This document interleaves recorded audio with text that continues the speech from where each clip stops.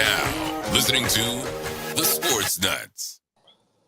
Hey everybody, welcome to the Sportz Nuts episode 113. Gosh, man, we're cruising right along. It's been a fun ride so far. Guys, I hope you've had an absolute wonderful weekend.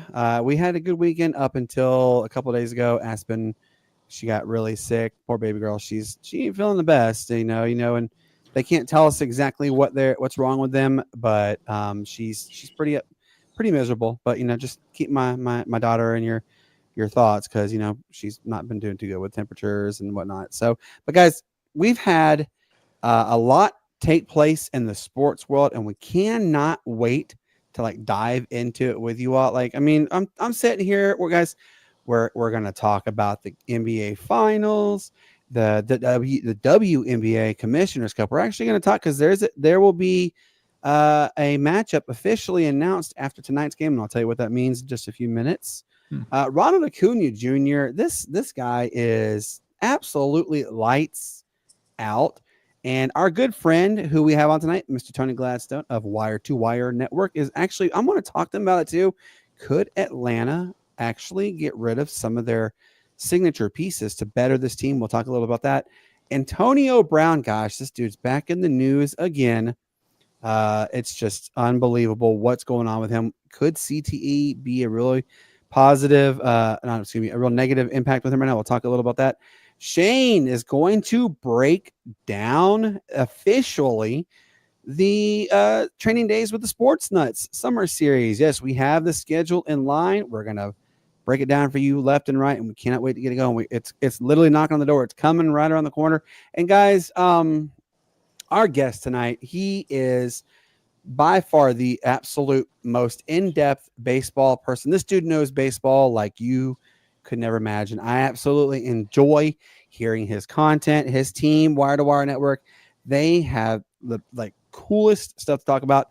His name is Tony Gladstone. He is known as Seven. Mr. Tony, what is going on, brother? How are you doing? Man, thank you guys so much for having me. I'm doing well. This rain here in Wichita has kind of got me looking over my shoulder a little bit. So I saw if anybody gets triggered by some flashing lights in the corner there. I'm watching it too. But yeah, man, great to be here. Thank you guys for having me. No, man, we are so excited to have you on. And like I said, I love watching your content, and you give your MLB morning moment. That's awesome. But I gotta go off the bat here right off the head state. He is back. Shohei Ohtani is back on the mound. Now, I know it is very hard for anyone to come back from injury, let alone a Tommy John. I think this is a second Tommy John, if I'm not mistaken. But do you think that Shohei can now silence the doubters and, pull a rabbit out of his hat and actually win the Cy Young?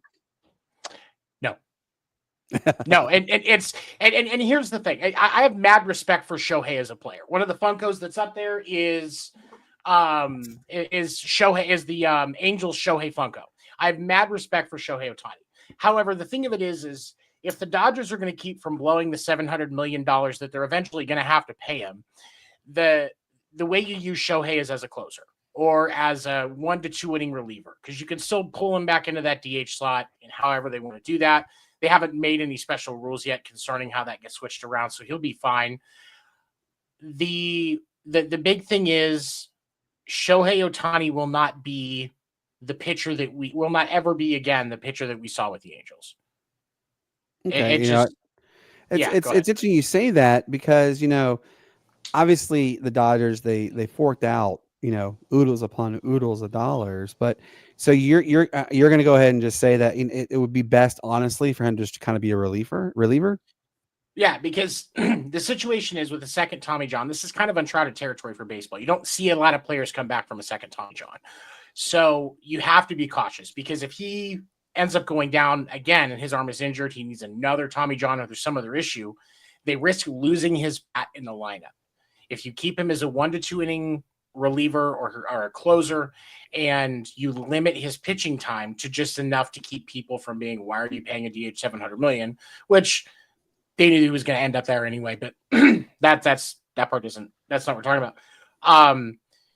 Closer or some type of middle reliever, because if he blows out his arm, you lose his bat too. and you can't risk it anymore. Absolutely. Shane, go ahead. Oh, yeah. Well, we saw the Red Sox make a splash here recently by trading off Devers, moved on from a couple prospects. But now, we see the stud that they have coming up in Roman Anthony, and then making this move and actually eventually, I believe, winning the series against the Yankees after, bringing up Anthony and all, and the prospects that they have there in the minors. What path do we see the Red Sox going down now after this splash that they made for the trade and all? And what do you think the Giants benefit from it? So, as a Red Sox fan, I have to be very careful about how I say this because I try to be as objective as possible. There's been a lot of information that's come out over the last day or so, day and a half since the trade was announced, shortly after the Red Sox finished sweeping the Yankees in the weekend series at Fenway. And it comes down to the fact that it seems like there was a communication issue between the front office and Rafael Devers that started back before the signing of Alex Bregman. And based on some things that Breslow said in the press conference that he and Sam Kennedy had yesterday, the CEO of the Red Sox, the Red Sox did actually have conversations with Rafi Devers about the fact that they were bringing in Bregman. One of the things that people don't talk about enough is for Rafi Devers as a fielder, but 7 of the last 8 years, he led the league in fielding errors. And to me, that's a very staggering number. I was actually against the contract that he got for that reason as a fan, because I don't think he's a great fielder. And as a hitter, can he be impactful? Yes, but he's a 280 hitter. There are 3 hitters right now on the Red Sox that are hitting north of that, and nobody's talking about them. Abraham Toro, who's a newer guy, a minor league guy that got called up with the injury of Tristan Cassis and him being out for the year. Abraham Toro is hitting 320. Carlos Novaez, who the Red Sox traded with the Yankees for in the offseason, they got for next to nothing, is the best catcher in baseball right now. He's tied for the lead in defensive run saves, not just among rookies, but among all other. Yeah, that's my buddy Evan, and he's a Giants fan, so you have to kind of question his judgment there on that. He's a little salty. But the with Devers, there was a huge divide, and it needed to happen. Now, when we look at what the Giants are going to get out of this, Rafi Devers is the first hitter to put on a Giants uniform with multiple 30 home run seasons since Barry Bonds left the team. And so they have been looking for that player to pay, and to just, their job is to hit bombs in the McCovey Cove. And can Rafi be that guy? Yeah. Evan actually sent me, my buddy Evan, he's, like I said, he's a Giants fan. He sent me Rafi's spray chart in McCovey Cove, or in San Francisco, and it's ridiculous. He does hit bombs. He hits them into the Cove. So there is a huge benefit to the Giants there. If he hits, and he hits consistently, the Giants are going to get that power piece that they need to actually fight the Dodgers to contend for the division. If they start to have issues with him the way Boston did, one of the things that people have been talking about in leading up to the trade, Rafi Devers was hitting roughly 200 over the last 50 or so at bats. That's a pretty large number. And he went over a week and a half to go from his 499th career extra base hit to 500. Yes, I in the regular season, it's going to be hard. I think the Mets actually can contend with the Dodgers. However, it's going to be a matter of who's firing right at the right time, but we'll see in the postseason. It could very well be the Dodgers in the World Series again. I'd like it to be against Boston, but realistically right now, I think it's actually going to probably end up being the Yankees again, as much as that pains me to say. But we'll see. We'll see. And either matchup would be marketable. I'll say that. Oh, yeah, for sure. I mean, that's the thing about it. Like, the sport of baseball last year, if memory serves me correctly, that was the most viewed World Series over the last, I think, like 12 seasons or something like that, if I'm not mistaken. Yeah. Which I believe had the Yankees in it, if I'm not mistaken, the last time. Yeah, it was Yankees-Dodgers last year. Yeah. No, I'm talking about the 12 years before that, though. I think that I'm snowballing off the top of my head, but I believe they said that was the first, like the highest rated one since like 2012 or something like that. So it was Yankees haven't been since 09. Okay, Right. so maybe, but anyway, that's what I heard. They said it was the first time in 12 years. So the point I'm trying to make is that even if it's Yankees or Boston, that is marketable, that is lineage, that is legacy, that is something that probably needs to happen. And I say this as, somebody who is, not biased, but has my allegiances towards the towards the National League side, so to speak. We know what the National League's going to do. Obviously, the Dodgers are going to make it, but let's go ahead. Anybody can win at any given time. Don't cut the Cubs short. A lot of people have kind of ignored the Cubs because the expectation of the Cubs going into the season were very low. And by the way, just as a quick plug for anybody, if you happen to be in Arizona during spring training, the Cubs ballpark, Sloan Park, is my favorite ballpark in Arizona to go watch a game. It's a fantastic spot. But, oh, really? Okay. Yes. But right now, the Cubs are the third best team in baseball. Yeah, they are the third best team, but it's still early. We hadn't even gotten to the All-Star yet. It's still early. It is still early, but if things hold, the Cubs very well could contend for that spot. It could be the Cubs and the Dodgers in the NL pennant very quickly. Yeah, I agree. I think the Cubs might. I think they might go to the pennant, but I don't see them getting past the Dodgers. Hey, anybody can do it at any given time. Obviously, I'm glad you mentioned Chicago, Tony. Obviously, we've seen one of the absolute strongest MLB seasons with team. You're able to differentiate teams real quick. Now, we here have talked a lot about Chicago White Sox and how they have been historically bad, and as of late, they were the worst team up until this year. It looks like the Colorado Rockies are going to bypass that mark as being the absolute worst team ever in Major League Baseball history. Now, what does this mean, though, also for like the bottom feeders? Some of the bottom feeders we know, obviously, it's the Rockies. We know it's the White Sox. But we know the Marlins are mentioned on that one as well. But, what does this mean for like the bottom feeders? Could they finally maybe one up and be better than the worst? What do you think could happen for the bottom feeders?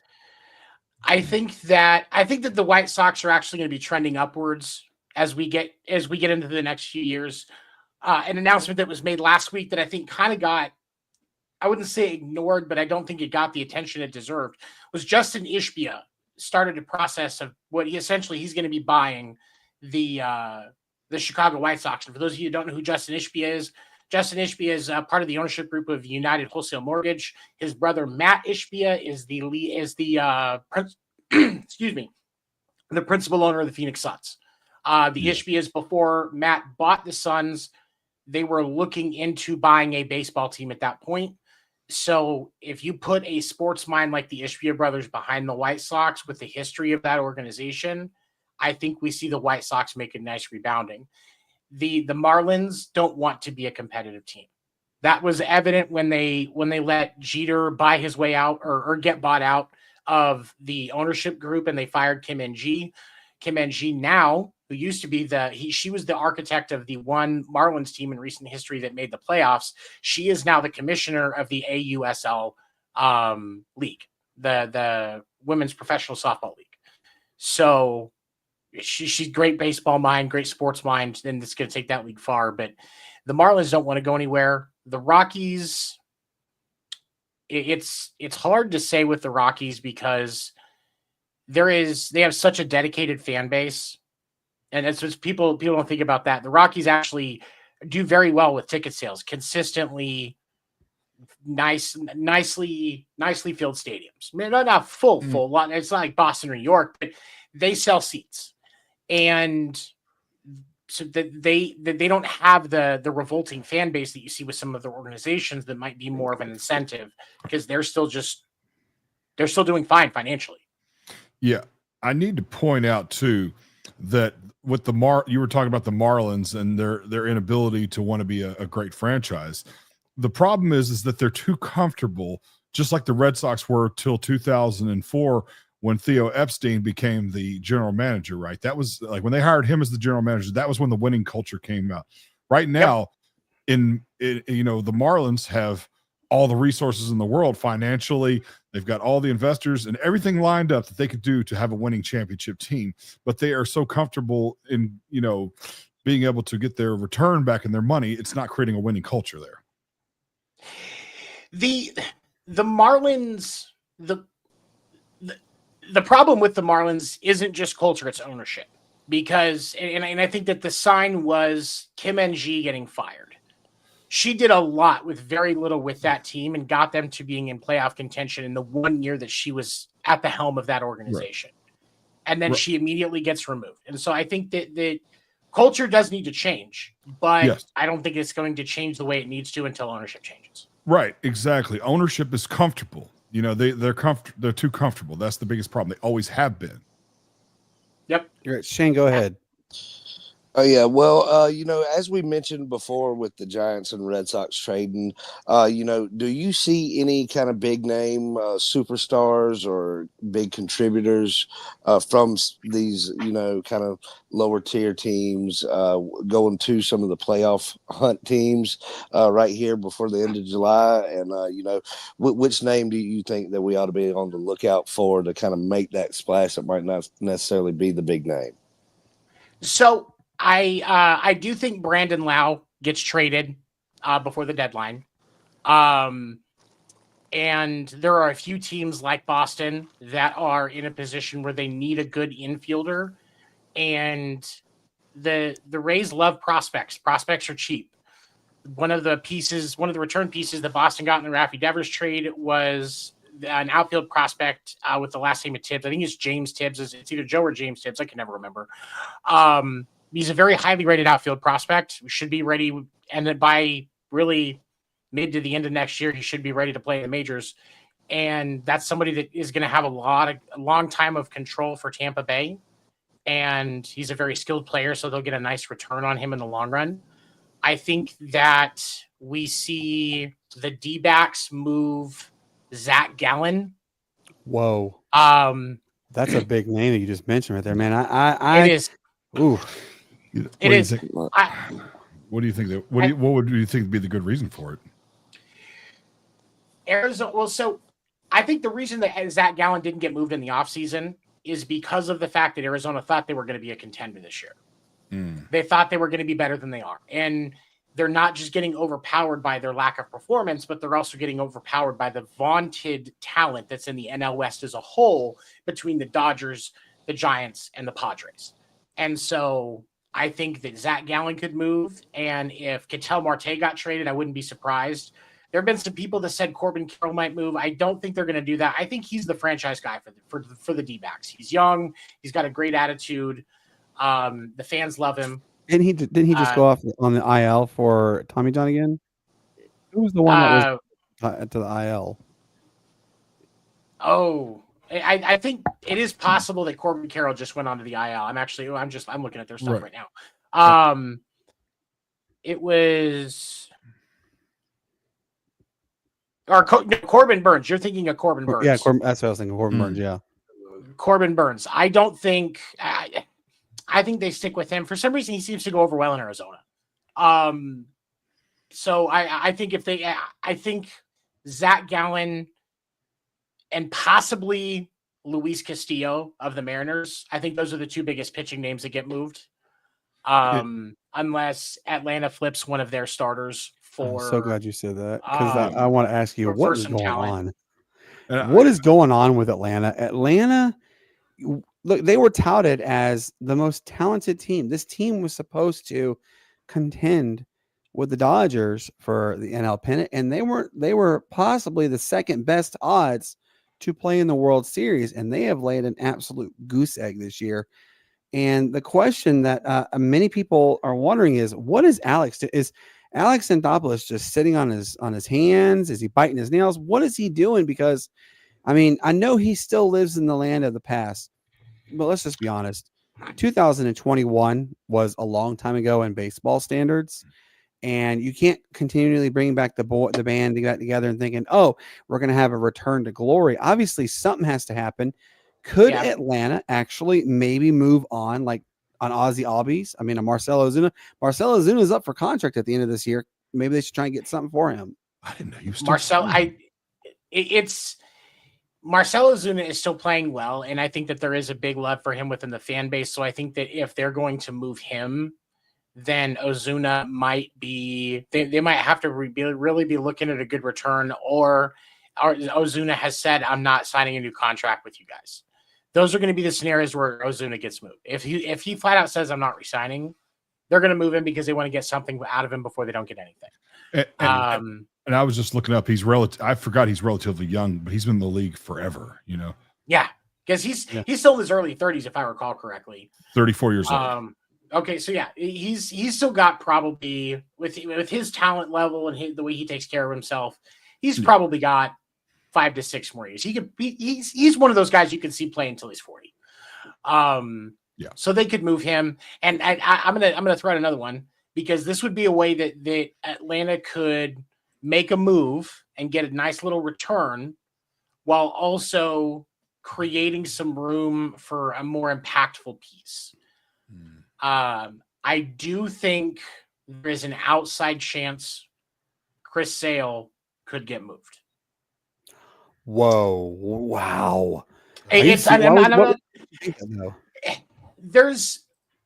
because he had a Cy Young year last year. Mm-hmm. He did, which means you're gonna get some return for him. And one of the things to look at with Chris Sale is with his contract, and then I'm just trying to make sure I got it back up in front of me. Here it is. He's only got 1 year left after this season in the contract that he's in right now. So, and he is 36 years old. You're looking at having to pay him, was it 18 next year? And he's already proven in his stint with Boston that if he starts having injury issues, you might as well just give his locker to somebody else, because you're not going to see him. And so if you can get, let's say, just kind of offhanded here, let's say because I think Boston, we'll just use Boston as an example. Let's say Boston decides, because they feel like they still need another starting arm, because I don't know that you're going to get everything out of Kyle Harrison that you really want to. If you give him a little rest of the year down in AAA, bring him up next year. You can grab Sale, decline the club option, because next year is a club option year, so they can still decline it at the end of the season. That gives you a healthy Sale going through the postseason if you're Boston, when you're trying to make a real push. And then you can, and let's say, because of the issues that Boston's had, let's say that they give Alex Verdugo another shot and he gets sent over for, we'll say, Tibbs and, a couple of like Abreu. Will you Abreu? Great talented guy, great arm for the outfield, would absolutely do well in Atlanta. And obviously there's money and other stuff that will go on with, just as an example.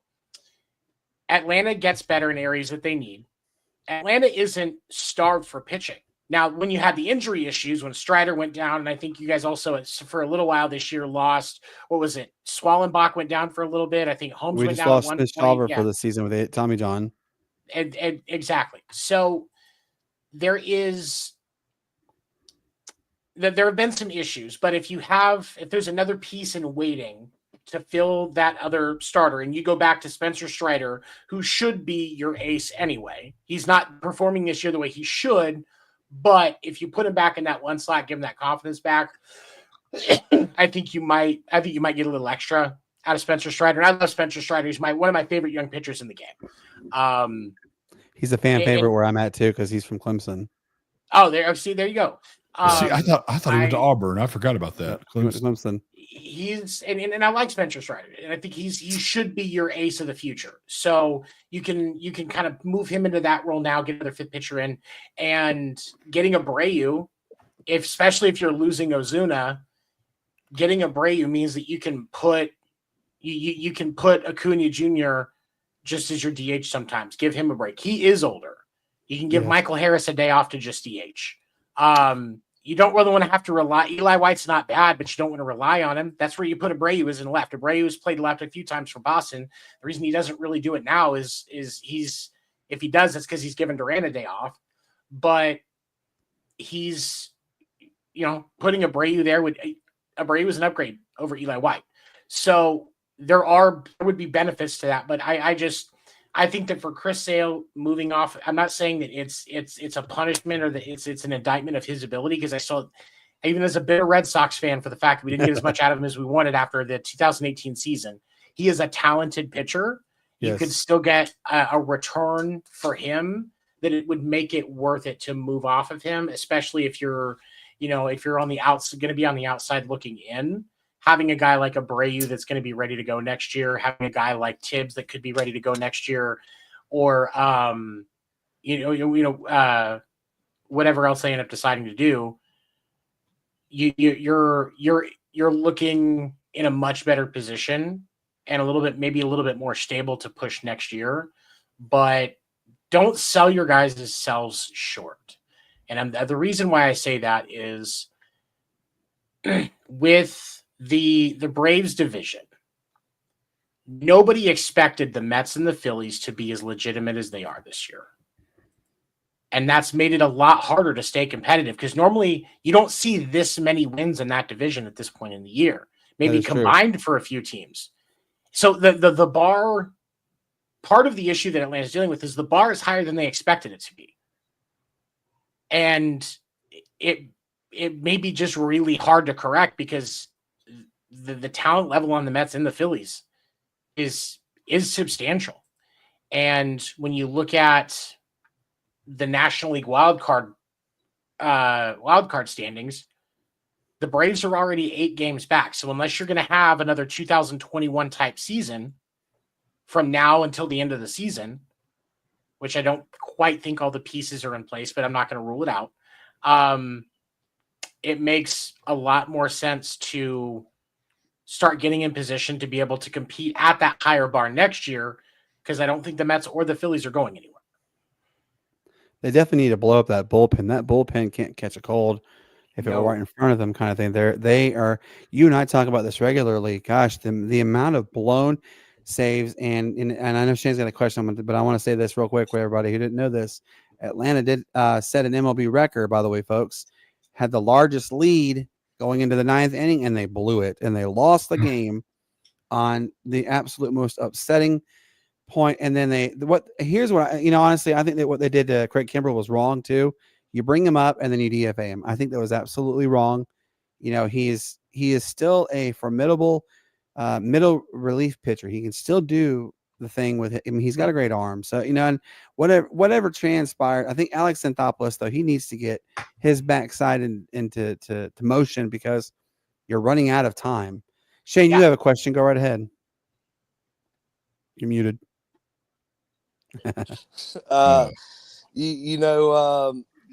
We've kind of see, and we've talked about, kind of MLB and, how it's kind of shaping up to be.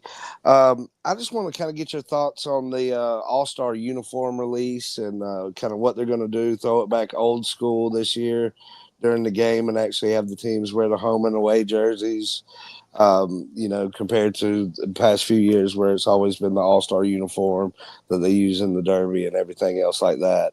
Give us your thoughts on that, kind of what the atmosphere can you expect from the, Battery around that time as well.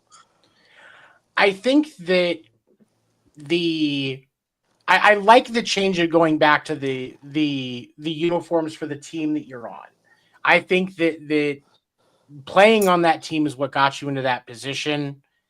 And it's really hard to create year after year a true all-star uniform for each side that's actually going to be something that the fans would want. It's not as marketable as one might think, just because of, the way it ends up working out. By wearing the team uniforms, you get to kind of showcase the teams. And, hey, you're watching Bobby Witt Jr. play shortstop in the All-Star game. Oh, he's on the Royals. And now you're going to look at it. It's because it's the only time you're ever going to see these guys on the field together like this, unless there's a bunch of trading that happens. So being able to showcase where they're from I think it looks better, and even if for that specific, each player gets their own special, like the team shop and the MLB shop can sell a special all-star jersey for those players that go.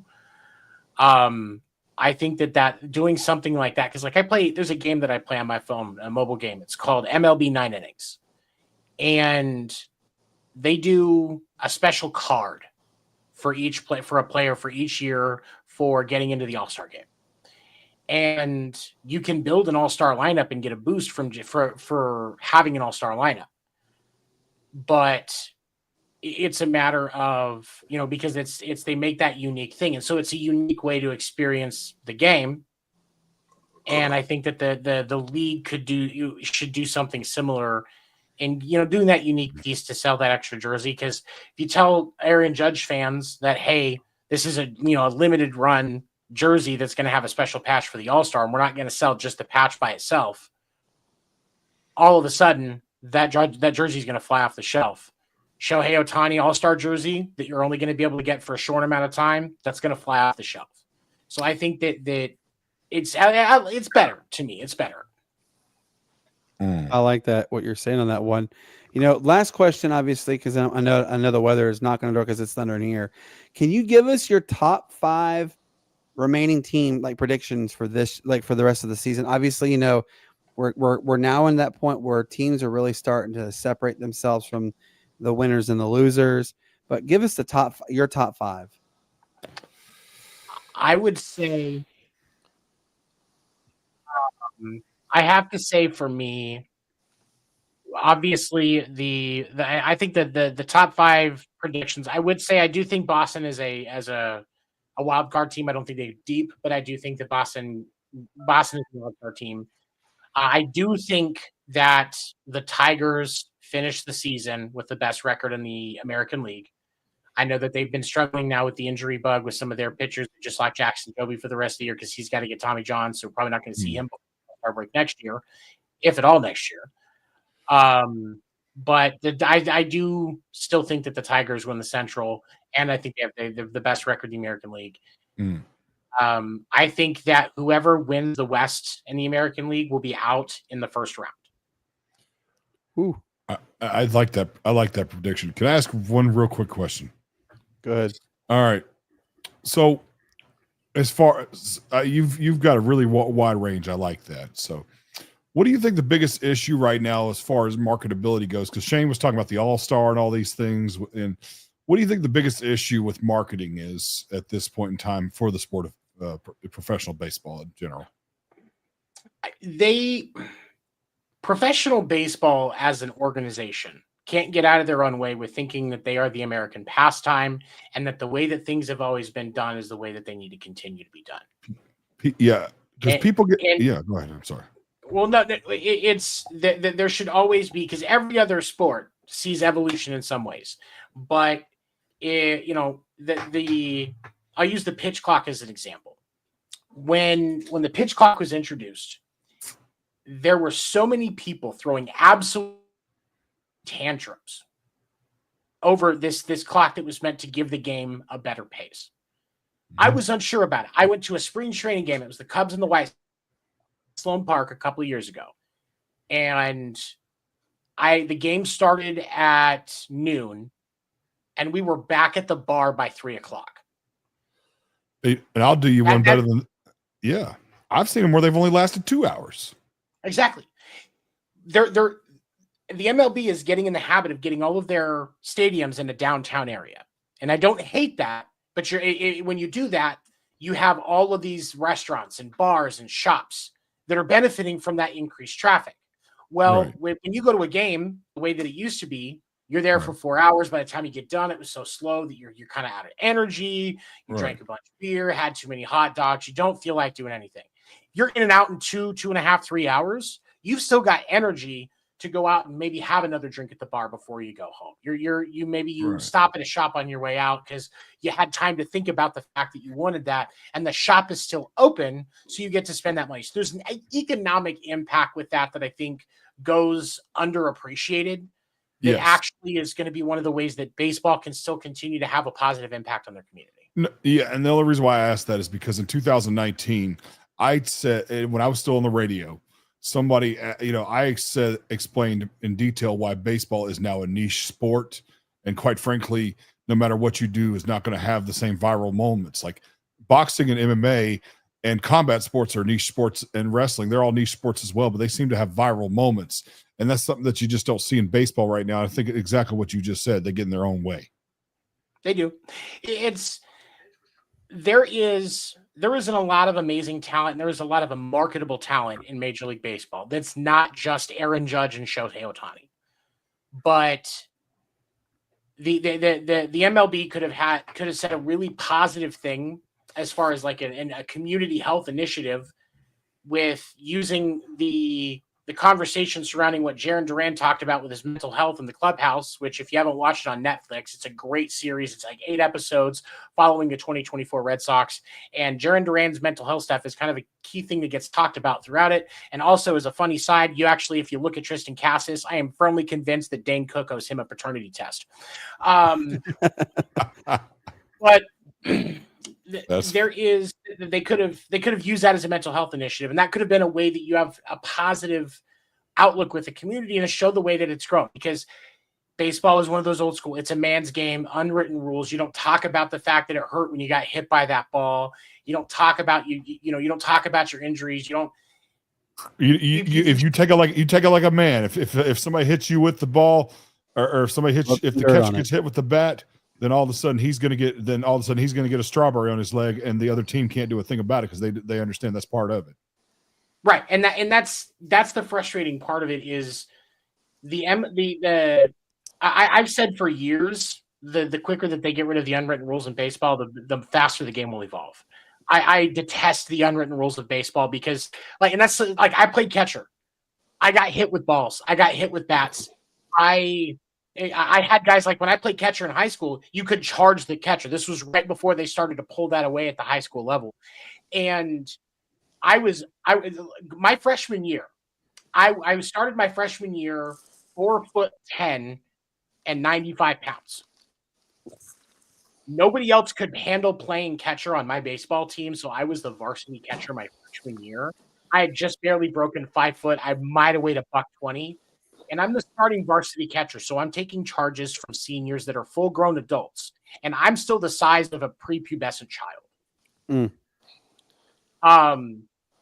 But that's a reality jolt right there. Yeah, it is. It is. But taking it like a man and all of these things that the MLB has done to get in their own way over the years with the unwritten rules. You can't flip a bat. I'm sorry. If I hit a ball 500 feet, I'm going to celebrate it, especially because absolutely. The guy that threw it at me was like 95, 100 miles an hour. Somebody hits a home run off of Aroldis Chapman, who has thrown all 5 of the top 5 fastest pitches ever thrown in baseball history. If somebody hits a home run off of him, even as a Red Sox fan, I'm going to tell you to pin it.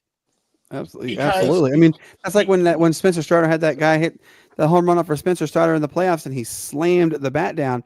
Sure, that's a great way to upset fans, but you know what? The dude just did something amazing. He everybody said, "Oh, that Spencer Strider owns the Phillies." Blah blah blah. Well, obviously he owned Spencer. He has owned him still. But you should absolutely be allowed to celebrate. I 100% agree that if you do something amazing like that, you best darn believe I'm gonna be okay with you celebrating. Even if it's against my team. Right, and I think the other thing that is causing the MLB, and I think it's because it's so officiating in baseball is so much more involved than what you see in other professional sports, because it's literally every time the ball flies, there is an umpire involved in that play. You have on the first side, you have the human element. We get it. They're flawed. They're not perfect. We've got a resistance from the umpires for incorporating technology to make the game cleaner as far as how it's called.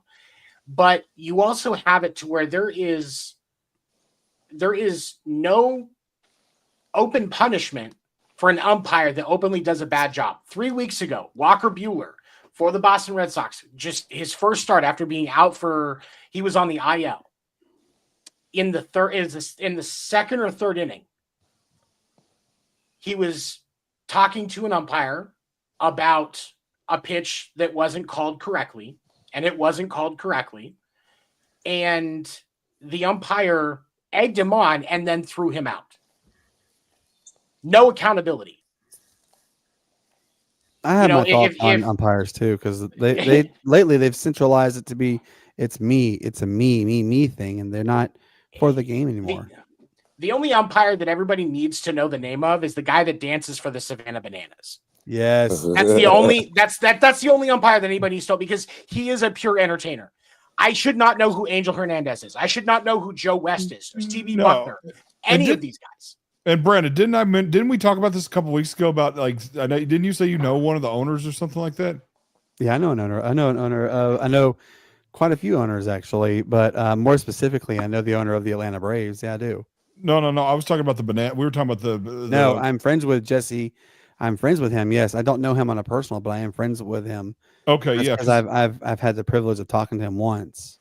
Well, no, the reason why I was asking is because it's just such a coincidence he brings them, and then all of a sudden, Well, you know what? You hit the nail on the head. Absolutely. Like this, the way the game has gone, it's got to do more for everybody. It's not just a singular individual.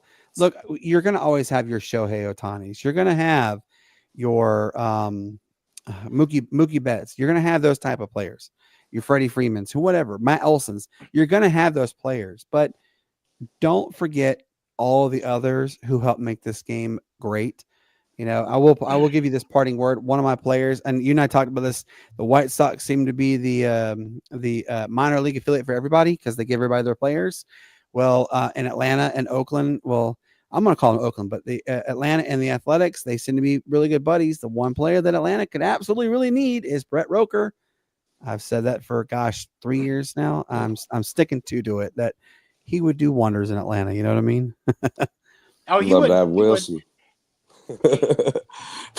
Well, Tony, man, it's been so much fun having you on and getting the baseball inside of things. Look, guys, he's joining us actually again soon because our man Tony here is going to talk about the Kansas City Chiefs for our training days with the Sportz Nutz. Can't wait for that one. Tony, can you tell everybody where they can find you, sir? You can catch me on TikTok at FGD7. That's where I post. I post the MLB Morning Minute there. I also posted Wire to Wire Sports on all socials. For all of the shows that Wire to Wire Sports does. My baseball show on Wednesday nights, podcast named Deferred, Wednesdays 10 p.m. Eastern. Monday night, I also do the Sports Report at 10 p.m. Eastern. And then we have stuff all throughout the week on Wire to Wire Sports, including a morning show, evening content, talking everything from baseball to basketball, wrestling. If you're big into wrestling. And football, of course, because we're not going to leave them out. We also make sure to talk about things like a WNBA, the AUSL, and other women's sports as well, because we are true enough sports fans that we also support those as well, because we appreciate them for what they are. So definitely, please give us a like, give us a follow. We appreciate all of your support, and for you guys having me on today on the Sportz Nutz, thank you so much. I appreciate you, dude. It was phenomenal having you on. I'm looking forward to talking with you again. I know the weather is coming for everybody. I know that they just restarted the Braves game right now. So, but you have yourself a good evening, sir. Stay safe, and we'll talk soon. Sound good? Thank you, guys. I appreciate you. Yes. I appreciate it. Guys, what a great guest we had. All right, so before we get going, my man, I'm going to do it right. My man's sitting right here next to me. Hank, man, how you doing, brother? Well, I just got through drinking an IPA and watching soccer and, definitely enjoying having the time of my life by doing that.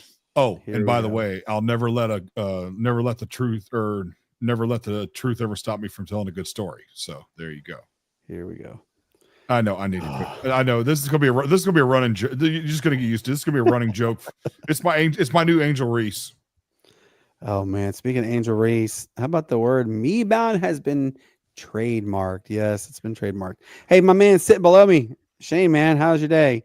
Oh man, it was good. As you see, the storms are coming up here too. So I went ahead and moved inside. That way, I wouldn't hear the rain and having to yell over the rain. Yeah, it's probably going to come. So, but man, other than that, it's been good. And did some doctoring on my tomato plants and squash plants out there, and got a couple coming in. So I'm ready to reap that harvest. Dude, those plants look dope in that picture you sent me. That is awesome. And this is what is coming. See, I'm that blue dot, and that's what's coming our way. I'm just And north. he is just north, so it's coming. Good luck. The weather Good is luck. coming. Hey, Matt will be joining us momentarily. He just got home, so we are going to have. Let's see. We just had all that rain. Have fun, yo. I forget that John is in what, West Tennessee or East Tennessee, right? He is in Nashville. Yes. Nashville. Okay, Yeah. yeah.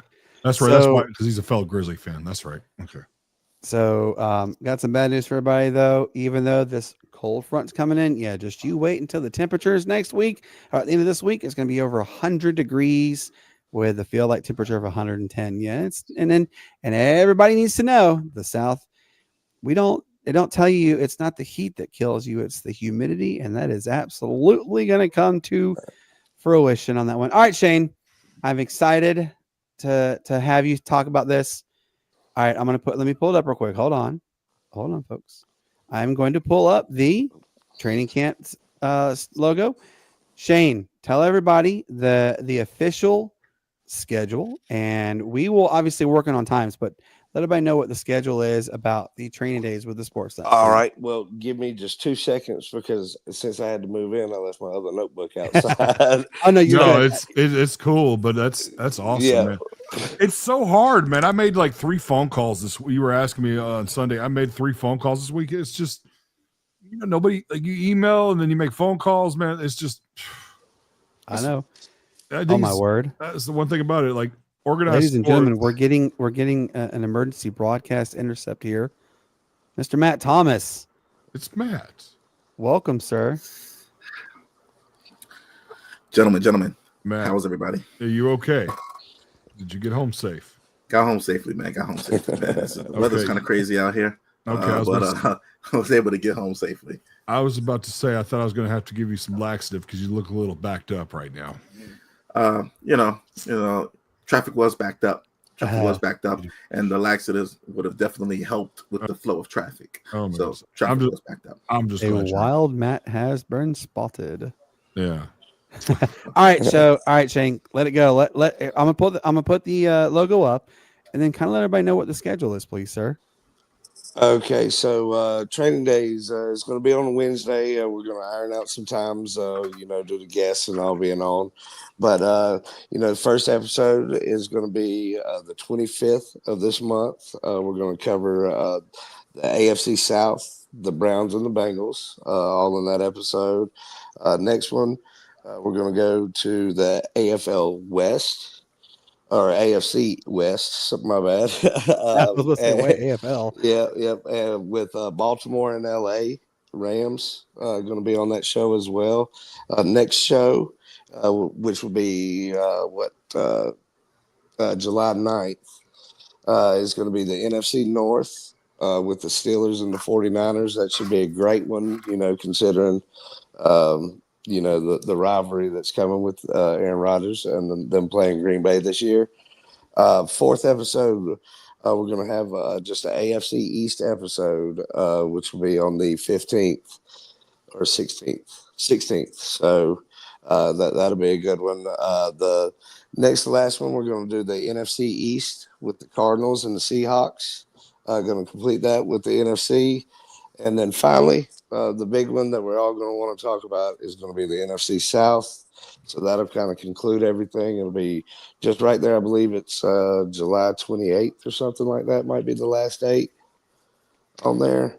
Yeah, I believe so. So we'll be done before the start of August. Before preseason really hits. So we're ready for that. That's right. And we only need 4 teams left to complete the entire realm of 32. They are the Washington Commanders, the Cleveland Browns, the Los Angeles Rams, and the Denver Broncos. 5. Los Angeles Rams, the Denver Broncos, and we do need the Las Vegas Raiders. If you are a super fan, or even if you're credentialed, let us know. We want to hear from you, and we will absolutely get you on. And as a Raiders fan, I have tried to call and email and do everything I can because that's my team. It's tough because that's a very pretentious organization now because they're in Vegas. So it's you you have to kind of schedule everything. Yes, that is that is true. It is the Yetas they call them. Real quick before I go any further, I do need to give a somber shout out. A very good friend of mine. He was an Atlanta Falcon diehard fan in the state of Hawaii. He is very well known throughout the entire acting world. He made his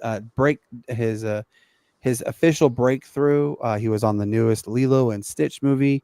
And if you guys don't know what I'm talking about, go back and watch the trailer. It's at the end that you see the gentleman holding the shaved ice and he drops it. Goes, huh?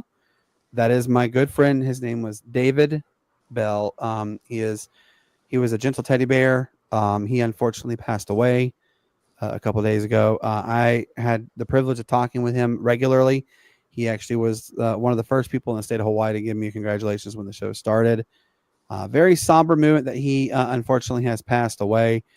So keep him in your thoughts and prayers. And for those who don't know what he looks like, this is the gentleman right here that I was telling you about. How did he pass? Is a very good friend of mine. He unfortunately passed away. So just keep your loved ones close and that kind of stuff, and always check on them. So just want to get that way. Matt, this one's going to come for you though, actually. And I'm actually really excited because the next two topics we're going to talk about are really, I want you to answer first. Game 5 of the NBA finals, it did take place. And it kind of left us in shock. Like, maybe the Pacers aren't cut out for, this, but again, there's still 2 games that they get that magic number 4. So it could either be in a 6-game series or a 7-game series. But based off of what you saw, Matt, does Indiana have enough left in the tank to force a game 7, or do the Thunder and SGA finally get that monkey off their back of always being touted as the Supersonics champion and then getting their first ever in franchise history? Well, if Jalen Williams plays like he did last night, drops another 40 points, OKC will be winning this one pretty handily. But I don't think that's going to happen. Rick Carlisle's a heck of a coach. I can see this going 7, and then it being a coin flip or being a toss up. Thunder had a solid game plan last night, man. They play good team ball. They play good defense. And every time the Pacers kind of play a game like this, they always bounce back fantastically or masterfully their next game. So we're gonna see what happens, man. I'm gonna go ahead and say, 7-game series, and the winners will toss up. But we'll see. What do you think, Shank? Do you think? I'm gonna ask you the same question. Does Indiana have enough left in the tank to force a game 7, or does OKC finally put on their big boy pants and take care of business and win it in 6? Well, it's all going to depend on kind of, we've seen what the Pacers have done this postseason alone. Do they have another one in the tank kind of deal? Is I think what we're going to see with Hallie being hurt. He didn't have his best performance last night, but it made him more of a team ball player. Which, he just wasn't driving it as much. I think he had the least amount of drives, I think 5 or so in the game. That's the, lowest he's had in a postseason career or any point during his career, I do believe. But, with SGA and Williams, the way they played last night in the 4th, they kind of close it out. Once he hit that big 3 in the corner, it kind of brought everything to a close for the Pacers. They just didn't have Halliburton to, get that extra spark going because he was injured. So I think he needs to rest up. Hopefully he's back around, 70, 80% like they're hoping for game 6. But, I see it, like I said, OKC, they could take this momentum and make it and finish it off in game 6. But if it goes 7, I see it possibly going the Pacers' way because of the extra days of travel and everything that we're going to have with that. Give Hallie a little bit more time to rest. I like that thought. All right, Hank, what about you? Do you think, Hank, the Pacers have enough left in the tank? Or should we already just wrap it up and put a bow on it and call the Thunder the champions. They've got plenty in the tank. Halliburton had a bad game, and I understand he only scored 4 points, but he could have made up for it with his passing. You got to remember, this is the same guy who was considered the best passer 2 seasons ago. I mean, he led the league in passing, and he didn't pressure as much on defense on the perimeter as much as he should have. There was a lot he didn't do that night, and I don't know if it's fatigue or if, like Shane said, the injury. Something is different about him. Something got sucked out of him, and he wasn't able to get the ball to Pascal Siakam and Miles Turner and all his players who are his playmakers. And that's a little bit of a long answer what you said, but the point is that it ain't over till it's over. I think that as long as they're rested, as long as they're they're making the right decisions with their diet, the little things that you don't think about, mentality, relax, all these things. I think they'll be fine. And like Matt said, 7-game series. We will see. Get going, guys. Let's talk about the WNBA for a minute. I'm now officially a full 100% believer in the Caitlin Clark effect. What does that mean? Well, I'm so glad you asked that, hypothetical listener. So the Indiana Fever and the New York Liberty game, guys, was the absolute most watched WNBA game ever in the history. A total of 21 million viewers watched that game. Shout out to women's basketball in general, but I want to continue on that one. There is a game tonight, actually. There's several games tonight, but one in particular that will determine the 2 teams who play in the WNBA Commissioner's Cup. What that is they get a $500,000 check, trophy, all that kind of stuff, right? It's per player. They absolutely they bank on this, right? Well, right now the standings are as follows. Number 3 is Atlanta. Number 2 is the Liberty. Number 1 is Minnesota Lynx. And there will be officially no team undefeated in the WNBA. Everybody has lost 1 game. If Atlanta wins tonight, and Matt, I know this is actually going on right now. Atlanta is up. But if Atlanta wins tonight, it will be Atlanta versus Minnesota in the WNBA Commissioner's Cup. Remember, when we had Bob Rathman on, he said he doesn't think they're there yet. They're going to be significantly better. To just put it in perspective, folks, currently in the East, Atlanta Dream is only half a game out of first place overall. This time last year, they hadn't even broken 3 wins yet. That's how much of an improvement it has been. And their overall standings, this is what's staggering. They're a game and a half out of the number 1 team and the entire WNBA. That is a stat unbeknownst to any other stats. But Matt, what would this mean? Because look, they're going into the 4th quarter right now. What would this mean if Atlanta gets to go and play for the Commissioner Cup? Say they face Minnesota and they win and they get the Commissioner's Cup. Can we finally say this dream team is back to form? Remember, when they first came into an existence, every year they were going to the WNBA finals. You're muted. There you go. Say they're back. I don't know.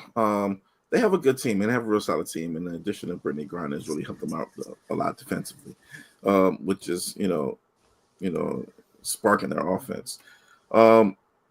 If they do win the Commissioner's Cup, it'll be a statement saying Atlanta is here to be a formidable foe.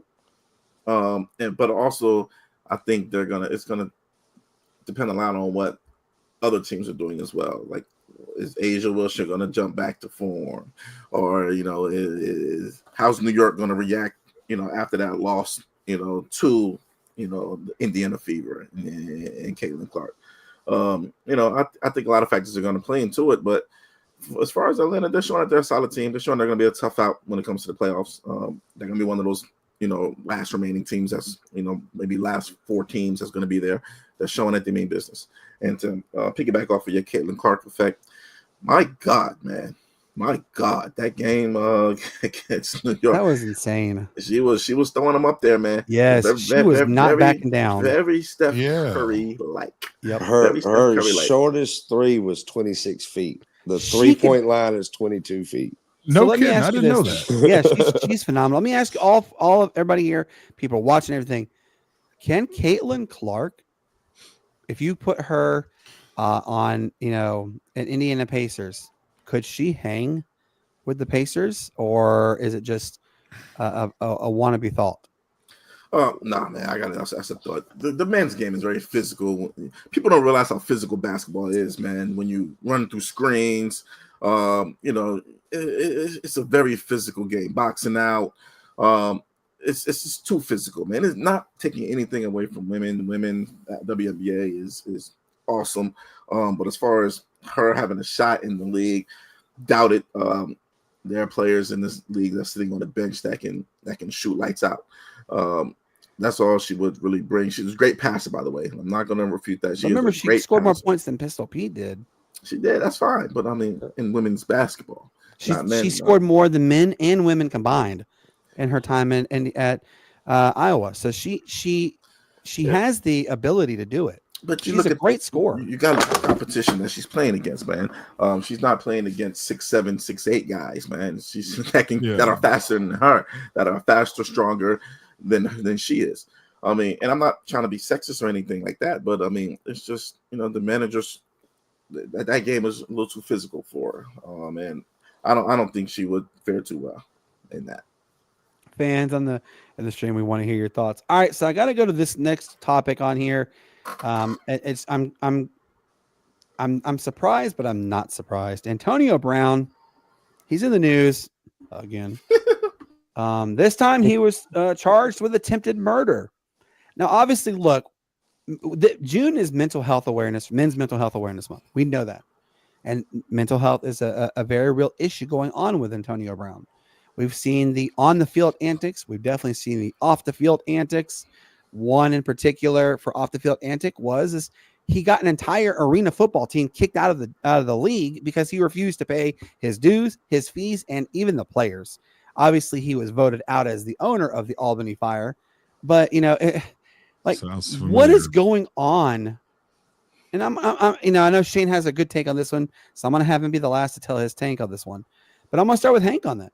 Hank, what is going on with Antonio Brown? I mean, obviously, the question comes to mind, does he have CTE? We won't know until, unfortunately, later on, but could maybe this be a direct correlation to his possible CTE?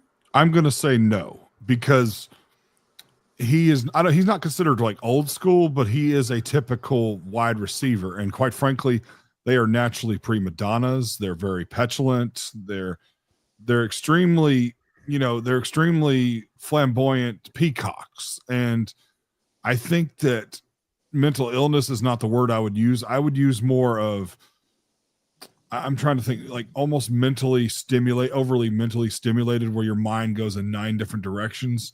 And sometimes you're not able to control it, and haven't had to, because you're in the public spotlight and you're going to be forgiven very easily. So no, I don't think so at all. What do you think, Matt? I mean, obviously, mental health is very important to me. I suffer from mental health issues, but what do you think? What could be the driving factor behind his behavior on and off the field? I mean, we've seen it, man, since he's came into the league from Central Michigan as I think it was a 6th round pick, if I'm not, or 4th or 6th round pick, if I'm not mistaken. And we've seen it when he was over there with he was a regular guy over there with, what was the other receiver they had, fast receiver they had, I can't remember. I know who you're talking about.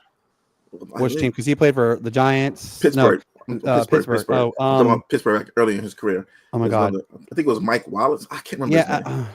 John, if you know the answer, let us know who was the other receiver with him on. Yeah, when he first got there, man, he's had talent with him, and it wasn't until I think it was around the time him and Julio were running the league. Who's the better one, him or Julio? Right after that, I think it had to deal with that hit that Vontaze Burfict from the Cincinnati put on him that one time when he was coming across the middle. Yep. See?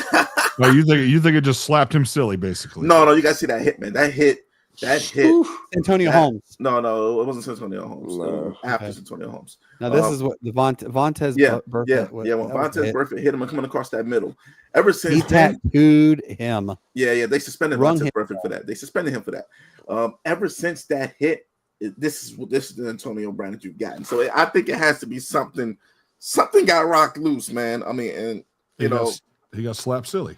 It was beyond that. You got to see the look up Devontae. You got to look at that hit. I mean, this dude got suspended for this hit, and it was a cheap shot. It was a cheap shot, man. And that was their rivalry that they have amongst those two teams because they share the same division and all. But ever since that hit, man, it's just been antic after antic after antic after antic after antic after antic with Antonio Brown, man. And heck of a receiver, had a heck of a career, man, but.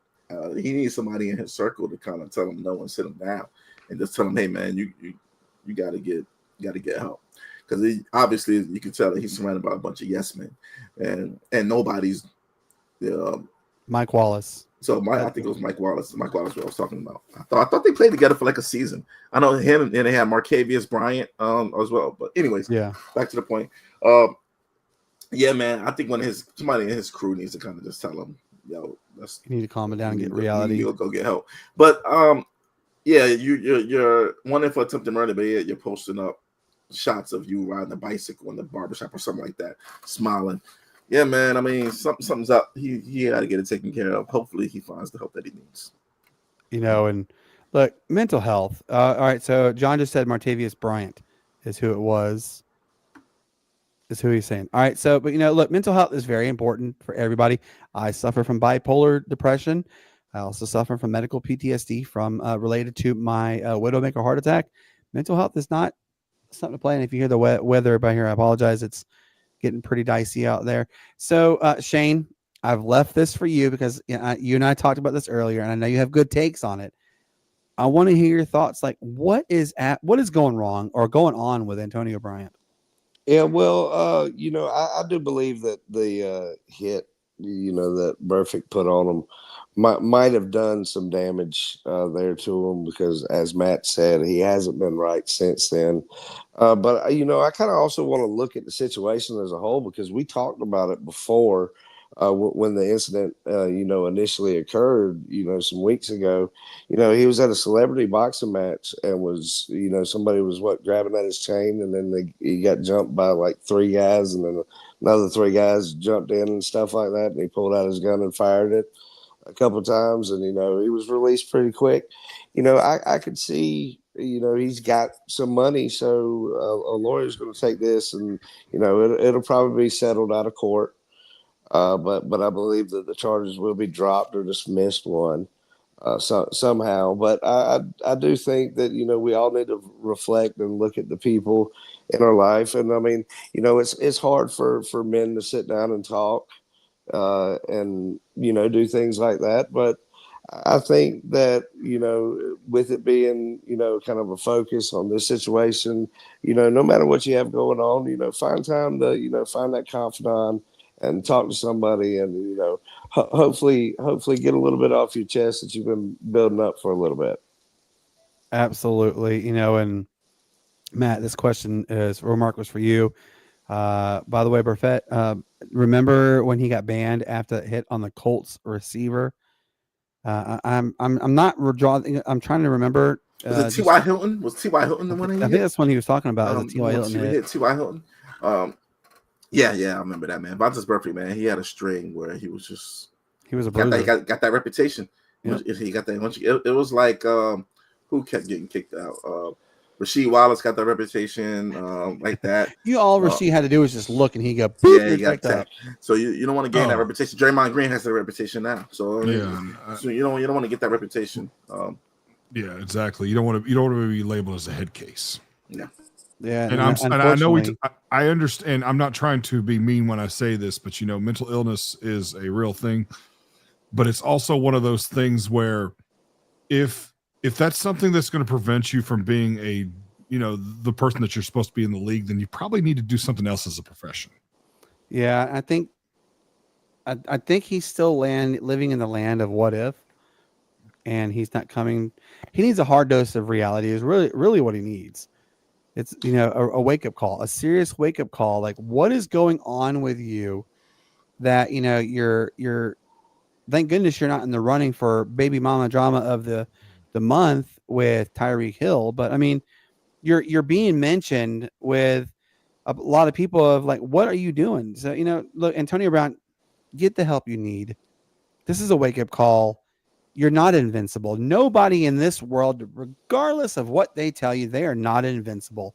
There is always something that can happen to you at any given minute, any given day. So, just keep your nose clean. This is why Matt always tells you don't get flagged. It's true. We literally mean don't do something stupid like that. Look, weapons, it's not weapons that kill people, it's people that kill people or people that harm people with the weapons. Yeah. They don't know, they don't get in their right mind, and they do something unfortunate, and they cost not only their lives, but they can cost the lives of others. So he definitely needs to get adjusted. And I'm a huge advocate for mental health, obviously myself suffering for it. So, and listen to yourself. And if people are trying to come around you and come to you and say, hey, let's try and nip this in the butt, let's get better. Listen, there's a reason why. You don't want to unfortunately have a story come out on you in the wrong way where you've done an Aaron Hernandez and you murdered somebody because you just were angry as can be, or you don't want to be the person who, they're doing a welfare check on you and they find your body. The mind, look, your mind is your biggest friend, and it's also your worst enemy. It can make you go insane. So yeah, guys, we have had an absolute amazing episode. Fun, and our good friend Tony, baseball insider like galore. Absolutely love having another perspective come in and talk to us about, baseball. We've had, Mike Antonellis, who is the AAA affiliate for the Boston Red Sox, the Woo Sox. He came on. We've had we even had Dan Scott, who calls the single A affiliate of the Boston Red Sox, the Greenville Drive. We have had so many people. We have another one coming on soon who works directly with MLB.com. He is coming on. We cannot wait for that one. Guys, we have a really good show lined up for you starting on Friday. Yes, we will have an episode on Friday. His name is Brian Snow. He covers the Chicago Cubs, Chicago White Sox, and it's storming like crazy here, and more specifically, the Chicago Bulls. He is a Chicago insider. This gentleman is absolutely a pleasure to listen to talk with. He's gonna break it down for you, and you're gonna really want to hear it. Cannot wait to have him on. And then, guys, as Shane just told you, the 25th of June is when our training days with the Sportz Nutz starts. We can't wait to get it going on that end. And then, of course, the 27th, we have the general manager, Jared Johnson of the New Mexico ECHL franchise. The new minor league hockey team is coming to light in Albuquerque. The general manager is coming on our show. Can't wait for that one. So for our good friend Tony, who goes by 7 on his Wire to Wire network, Matt, what do you tell everybody, sir? Yeah. Go ahead. Just guys, don't get flagged in the game of life. Just follow the rules, and make sure you're doing what you need to do. Stay out of trouble. That's it, man. Just don't get flagged. That's right. Don't get flagged. Hank, what do you tell everybody, sir? I don't know why you're here, but I am so glad you are. You could have been doing something else, but you decided to spend it with us. So, and I thank you all for being here tonight. And it has been nothing but a pleasure. May the Lord guide you this evening, and do not let anybody tell you that you cannot do something otherwise, regardless of what you are incapable of doing based upon what comes naturally to you, if that makes sense. Y'all have a pleasant evening. Amen to that one. And Shane, what do you tell everybody, sir? Oh, yeah. Well, I appreciate everybody watching, tuning in, and giving all your comments, support. It means a lot to us. I'm gonna sit back here and watch some baseball, listen to this rain on this metal roof, and as always, peace, love, and bacon grease. Peace, love, and bacon grease indeed. And as I always tell you guys, peace up. A-Town down, why it's the greatest sports city there ever was. You guys have yourself a wonderful evening, a wonderful Tuesday evening. And we will see you right back here, 7:30 Eastern this Friday on the Sportz Nutz. You guys have a wonderful night, and we'll talk to you soon. Good night.